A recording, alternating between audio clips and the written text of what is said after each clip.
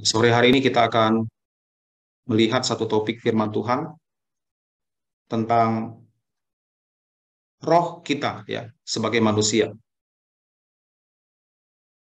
Apakah roh kita manusia itu kekal atau lenyap? Nah, 2 minggu yang lalu kita belajar dari firman Tuhan yang mengajarkan kita bahwa manusia itu terdiri dari 2 bagian, yaitu terdiri dari tubuh dan roh. Dan pengajaran ini kita lihat dengan jelas dalam Kejadian pasal 2 ayat yang ke-7. Di situ dikatakan bagaimana Tuhan Allah telah membentuk manusia, membentuk tubuh kita, yaitu tubuh, dan kemudian menghembuskan nafas hidup ke dalam hidungnya, yaitu roh. Demikianlah manusia menjadi makhluk yang hidup. Dengan penyampaian yang berbeda, Rasul Yakobus juga menyampaikan poin yang sama.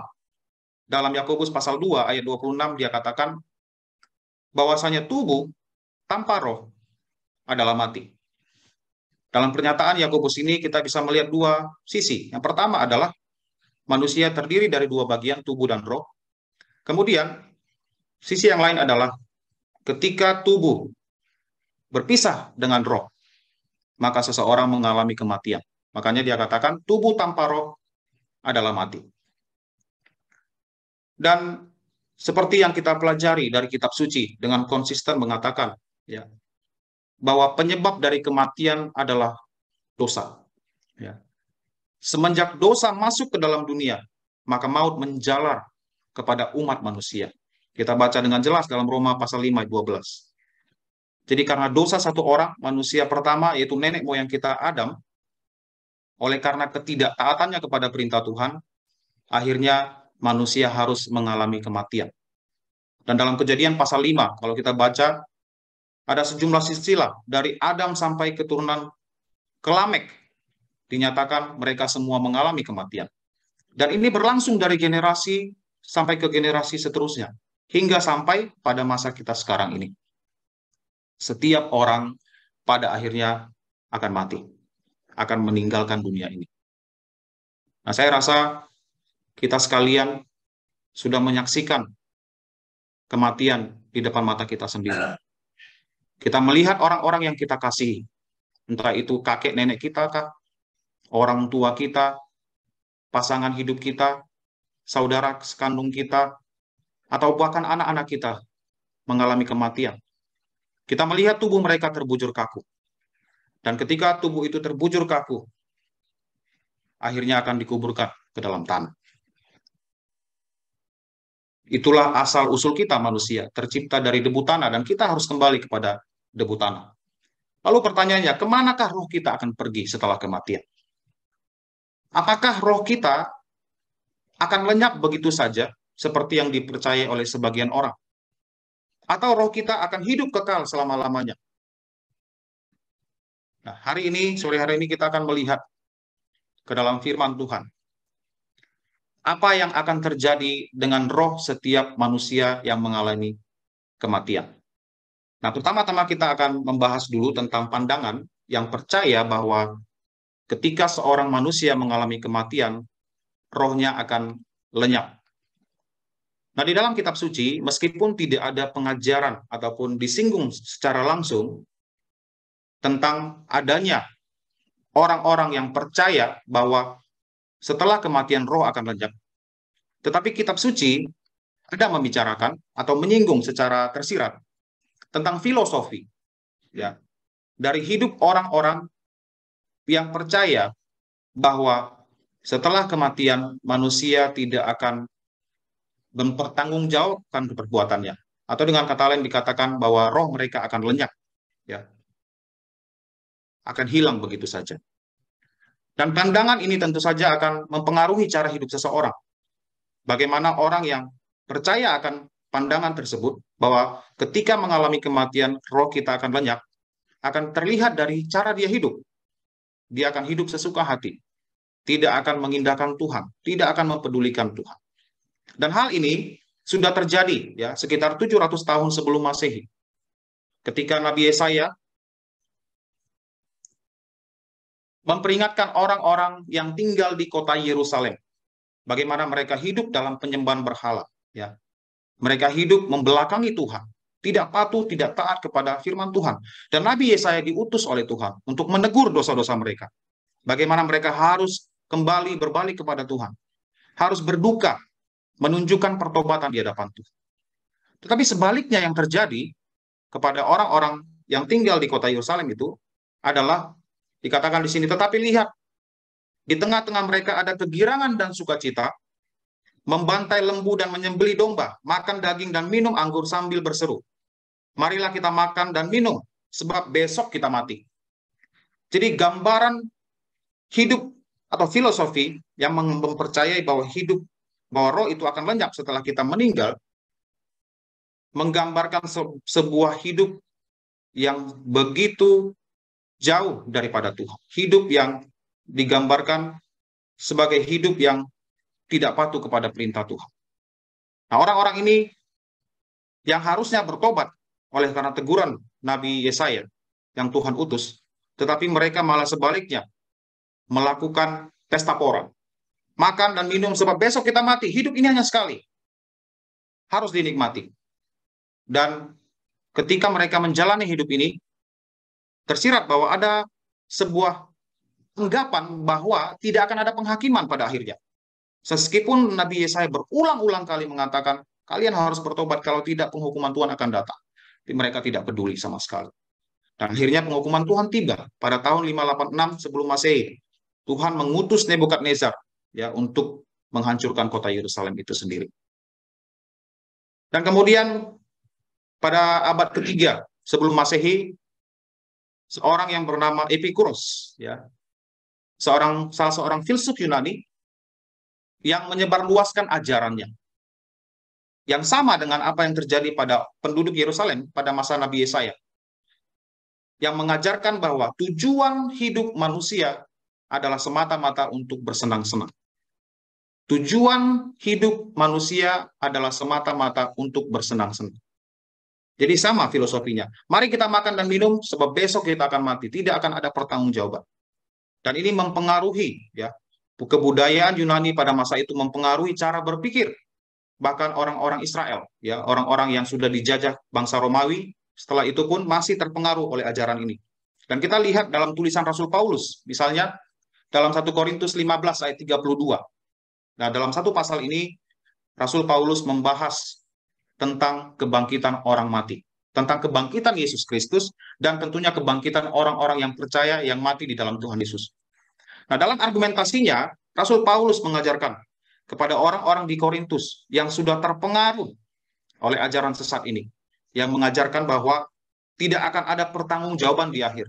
Roh kita akan lenyap begitu saja, tidak akan ada Tuhan yang menghakimi perbuatan kita. Dan dia mengatakan dalam suratnya kepada orang-orang di Korintus, kalau hanya berdasarkan pertimbangan-pertimbangan manusia, manusia saja aku telah berjuang melawan binatang buas di Efesus, apakah gunanya hal itu bagiku? Nah, Paulus sebelumnya sudah menjelaskan ya bagaimana banyaknya pengorbanan dia yang dia berikan bagi Tuhan dalam pelayanan. Bagaimana dia harus mengalami banyak sekali siksaan, cemooh, bahkan penderitaan dari orang-orang yang menentang Injil Tuhan Yesus. Nah, dalam semuanya ini, dia mengatakan bahwa ini semua bukan karena keinginan dia sendiri, tapi ini adalah kehendak Tuhan. Ya, bukan berdasarkan pertimbangan manusia. Dia berjuang melawan binatang buas di Efesus, ajaran sesat yang diajarkan di Efesus, kemungkinan diajarkan oleh Demetrius. Ya. Dan dia sambung pengajarannya, dia katakan, jika orang mati tidak dibangkitkan, maka marilah kita makan dan minum, sebab besok kita mati. Dia untuk alasan argumentasi mengatakan, kalau memang tidak ada kebangkitan orang mati, katakanlah kalau memang tidak ada kebangkitan orang mati, maka kita makan minum, karena besok kita mati, tidak akan ada pertanggungjawaban. Marilah kita hidup sesuka hati kita. Itu maksud Paulus di sini. Tapi kenyataannya yang kita ketahui dengan jelas, bahwa ketika seseorang mati, rohnya tidak lenyap begitu saja. Setiap orang harus mempertanggungjawabkan perbuatannya di hadapan Tuhan. Roh itu akan kembali kepada Tuhan, ya, dan harus mempertanggungjawabkan setiap hal yang dia kerjakan selama hidup. Nah, jadi pengajaran tentang bahwa adanya pandangan bahwa roh itu akan lenyap ketika seseorang mati itu sudah ada jauh sebelum, ya, pada masa Nabi Yesaya. Dari filosofi cara hidup orang-orang yang umat Tuhan yang berdosa, yang tidak mempedulikan firman Tuhan, yang mempunyai filosofi, mari kita makan dan minum, mari kita nikmati hidup kita, besok kita mati. Hidup hanya sekali, harus dinikmati sebaik-baiknya. Tidak usah peduli dengan Tuhan, karena pada akhirnya kita tidak perlu mempertanggungjawabkan apa yang kita lakukan. Nah, tentu saja ajaran ini bagi kita yang sudah mengenal Tuhan bisa mengenali bahwa ini adalah ajaran yang keliru, ya. Ajaran yang tidak sesuai dengan pengajaran firman Tuhan. Di dalam kitab suci sangat jelas dikatakan bahwa setiap orang setelah mengalami kematian, hidupnya tidak berakhir sampai di situ. Dalam kitab Ibrani 9:27 dikatakan, dan sama seperti manusia ditetapkan untuk mati hanya satu kali saja, ya. Setiap orang pasti akan mati, dan ketika seorang mengalami kematian secara alamiah, secara fisik, rohnya tidak akan hilang begitu saja. Walaupun dalam ayat ini tidak disebutkan, tapi kita melihat di sini dikatakan, dan sesudah itu dihakimi. Ada hal selanjutnya yang harus dihadapi. Ada pertanggungjawaban, penghakiman, pertanggungjawaban atas apa yang dilakukan oleh orang tersebut semasa hidupnya. Nah, dalam ayat yang kita akan menjadi fokus kita pada sore hari ini, kita akan melihat, ya, bahwa roh setiap orang yang mati itu tidak akan lenyap begitu saja. Tetapi roh itu akan pergi kepada Tuhan. Nah, dalam Pengkhotbah ayat 12 ayat 7 dikatakan, dan debu kembali menjadi tanah seperti semula. Nah, dalam kitab Kejadian pasal 2 ayat 7 kita melihat bagaimana Tuhan menciptakan manusia yang pertama. Bagaimana dia membentuk manusia itu dari debu dan tanah. Ya. Sebelum dia menghembuskan nafas hidup ke dalam hidungnya, manusia itu terbuat dari debu tanah. Dan ketika manusia harus mati, mengalami kematian, dia harus kembali kepada asalnya. Debu kembali menjadi tanah seperti semula. Seperti dari mana asal kita, seperti dari mana kita diambil pada awalnya. Kesitulah kita akan kembali. Dan kemudian roh. Dalam Kejadian 2 ayat 27 dikatakan bahwa roh itu dihembuskan oleh Tuhan Allah ke dalam hidung manusia itu, sehingga manusia itu menjadi makhluk yang hidup. Dan roh itu yang dihembuskan oleh Tuhan itu juga harus kembali kepada pemiliknya. Dikatakan di sini, roh kembali kepada Allah yang mengaruniakannya. Jadi roh yang ada dalam diri kita itu berasal dari Tuhan. Itu diciptakan oleh Tuhan, bukan ada begitu saja. Sehingga kita harus percaya pandangan bahwa roh kita akan hilang. Tidak. Karena Tuhan Allah yang memberikan roh itu, maka roh itu juga harus kembali kepadanya. Dan kita tahu bahwa Allah adalah pribadi yang kekal, abadi. Dan ketika roh kembali kepada Allah, roh itu akan bersama-sama dengan Allah. Kita tahu ketika setiap orang yang meninggal, ya, ketika rohnya berpisah dari tubuhnya, seperti pengajaran Rasul Paulus, bahwa rohnya akan langsung berhadapan dengan Tuhan. Dan kemudian akan diadili apakah dia percaya kepada Tuhan atau tidak. Bagi mereka yang tidak percaya, mereka akan dihukum di tempat penghukuman, di neraka. Kemudian bagi mereka yang percaya, mereka akan masuk di tempat keabadian, kehidupan kekal di sorga bersama-sama dengan Tuhan. Nah, kita akan juga melihat dua ayat yang merupakan bagian dari pengajaran Tuhan Yesus, yang juga akan memberikan kita sebuah petunjuk tentang keberadaan roh kita ini, sifat dari roh kita ini. Apakah roh kita itu hanya akan kembali kepada Tuhan untuk beberapa waktu, lalu menghilang begitu saja, atau sebaliknya roh kita itu akan kembali kepada Tuhan dan akan tetap hidup, ada sampai selama-lamanya. Nah, dalam pengajaran Tuhan Yesus, ya, tentang kebangkitan orang mati, dalam Yohanes 5 ayat 28 sampai 29, dia mengajarkan kepada orang-orang yang mendengarkan pengajarannya, kepada murid-muridnya, Dia katakan, janganlah kamu heran akan hal itu, sebab saatnya akan tiba bahwa semua orang yang di dalam kuburan akan mendengar suaranya. Jadi orang-orang yang sudah mati, ya orang-orang yang di dalam kuburan di sini adalah mereka yang sudah mati, mereka yang sudah meninggal, mereka yang sudah dikuburkan. Nah, ketika mereka ini mendengarkan suaranya, ya suara Tuhan, apa yang akan terjadi? Mereka yang telah berbuat baik akan keluar dan bangkit untuk hidup yang kekal. Jadi di sini tentu saja tidak berbicara tentang bahwa keselamatan berdasarkan perbuatan baik kita, bukan. Tapi di sini berbicara tentang kebangkitan yang pertama, kebangkitan orang percaya. Kita tahu kebangkitan pertama adalah kebangkitan mereka yang percaya, orang-orang yang di dalam Tuhan Yesus yang sudah mati akan dibangkitkan dan tubuh dan rohnya akan disatukan, disempurnakan menjadi tubuh yang mulia, ya. Kemudian mereka akan diadili sesuai dengan perbuatan baik mereka. Tentu saja mereka masuk ke surga karena iman kepada Tuhan, tapi kemudian mereka mendapatkan upah. Makanya disebut di sini mereka yang berbuat baik.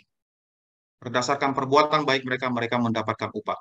Dan ketika mereka bangkit, dikatakan di sini durasinya bukan untuk beberapa waktu saja, tetapi untuk hidup yang kekal, abadi, selama-lamanya, tanpa batas akhir waktu. Jadi setiap orang yang sudah percaya di dalam Tuhan, mereka yang mengalami kebangkitan yang pertama, mereka yang percaya kepada Tuhan Yesus akan dibangkitkan dan memperoleh upah mereka seturut dengan perbuatan mereka selama mereka hidup sebagai orang beriman. Jadi roh mereka hidup kekal selama-lamanya bersama-sama dengan Tuhan, dengan tubuh yang sempurna.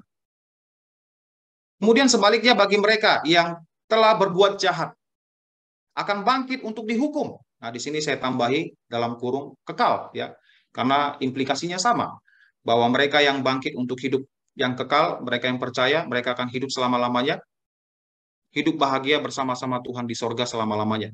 Dan sebaliknya mereka yang berbuat jahat, yang tidak peduli dengan Tuhan, yang tidak percaya kepada Tuhan, yang menentang Tuhan, yang berbuat jahat, akan bangkit untuk dihukum. Dan sifatnya juga adalah kekal, abadi. Setiap orang yang lahir ke dalam dunia ini memiliki tubuh dan roh. Dan roh itu berasal daripada Tuhan. Ketika kematian tiba, ya, roh berpisah dari tubuh. Tubuh dikuburkan, terurai, kemudian roh harus kembali kepada Tuhan. Dan setiap orang tanpa terkecuali, baik mereka yang percaya ataupun mereka yang tidak percaya Tuhan, roh mereka akan hidup kekal selama-lamanya. Bagi mereka yang percaya, tentu saja mereka akan mendapatkan kehidupan kekal di sorga. Sebaliknya bagi mereka yang tidak percaya Tuhan, mereka yang hidup berbuat jahat sesuka hati mereka, yang hidup menurut kedagingan mereka, mereka juga akan hidup abadi kekal. Roh mereka akan abadi kekal, tetapi untuk penghukuman. Nah, Bapak Ibu, saudara-saudari yang terkasih di dalam Tuhan.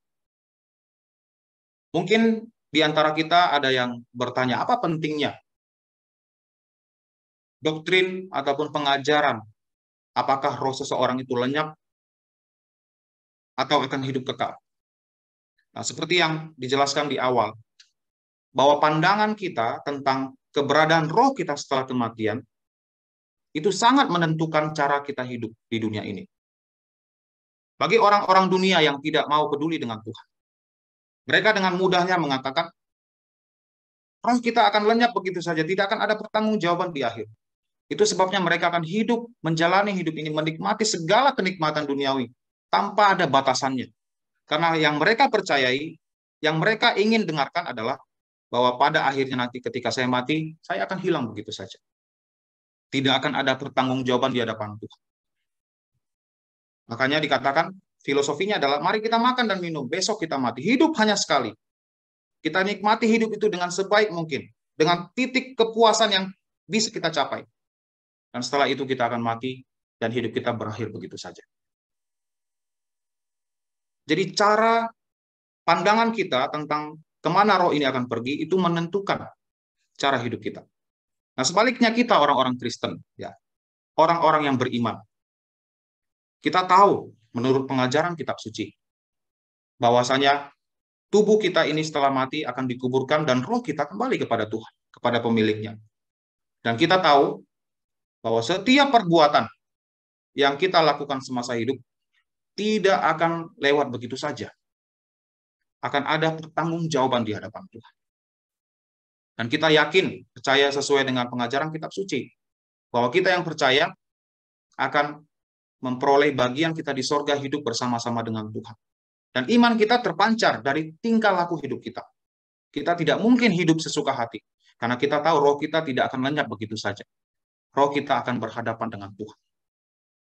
Itu pentingnya kita harus menyadari, ya, bahwasanya pandangan kita tentang keberadaan roh ini setelah mati itu menentukan bagaimana kita hidup di dunia ini. Nah, bagi kita yang masih belum mengenal Tuhan, masih belum mengambil keputusan untuk percaya kepada Tuhan, segeralah datang dan percaya kepada Tuhan Yesus. Di dalam kitab suci, kita melihat bahwa suatu waktu nanti ketika kita harus meninggalkan dunia ini, kita harus menghadap Dia. Roh kita akan menghadap Tuhan. Dan kita harus memberikan pertanggungjawaban di hadapan Dia. Apabila kita ditemukan tidak beriman kepadanya, maka tempat tujuan akhir kita yang abadi adalah di neraka. Tempat penghukuman abadi bagi mereka yang menolak Tuhan. Jangan sia-siakan hidup ini dan mengatakan bahwa hidup ini hanya sekali, harus dinikmati dengan sebaik mungkin. Jangan sia-siakan hidup kita. Mari kita pergunakan kesempatan yang ada untuk datang kepada Tuhan, berbalik, bertobat kepadanya. Dan bagi kita yang sudah percaya kepada Tuhan, ya, kita jangan hanya mengaku bahwa kita mengenal Tuhan dengan mulut kita, tapi tingkah laku kita mungkin masih ada yang bertentangan, bertolak belakang dengan firman Tuhan. Dan kita tahu dari kitab suci, ya, bahwa kita pun harus memberikan pertanggungjawaban di hadapan Tuhan atas apa yang kita lakukan. Orang-orang Kristen juga harus sadar bahwa kita harus hidup sesuai dengan iman kita. Apabila kita betul-betul percaya pada Tuhan, itu harus terlihat dari cara hidup kita. Jangan sampai sama dengan mereka yang percaya bahwa tidak akan ada penghakiman pada akhirnya. Jadi firman Tuhan, ya, pada sore hari ini memberikan kita penjelasan bahwasanya roh setiap orang itu tidak akan lenyap. Tapi roh itu akan kembali kepada Tuhan yang mengaruniakannya. Dan kita harus hidup berkenan di hadapan Tuhan senantiasa. Karena pada akhirnya kita akan menghadap Dia. Amin untuk firman Tuhan pada sore hari ini. Mari kita berdoa. Bapa Sorgawi, kami bersyukur untuk firman-Mu yang mengajarkan kami bahwasanya kami adalah makhluk ciptaan-Mu. Engkaulah yang telah menganugerahkan roh ke dalam diri setiap orang. Dan apabila kami harus meninggalkan dunia ini pada waktu Engkau memanggil kami, roh kami akan kembali kepadamu. Dan kami harus mempertanggungjawabkan segala perbuatan kami di hadapan-Mu. Karena sama seperti setiap orang ditetapkan mati untuk sekali, sesudah itu dihakimi. Bantulah kami ya Bapa, agar kami sungguh-sungguh mencari Tuhan semasa kami hidup.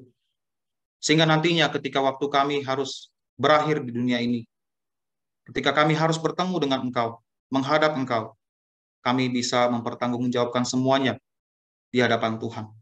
Dan agar kami ditemukan beriman di dalam Tuhan Yesus, sehingga kami bisa mendapatkan bagian kami, hidup yang kekal selama-lamanya di sorga. Kami berdoa supaya Tuhan menolong kami sebagai umat Tuhan untuk selalu hidup di dalam kebenaran, dalam kekudusan, sambil menantikan kedatangan Tuhan Yesus kembali. Ampuni kami Bapa dari segala dosa kami.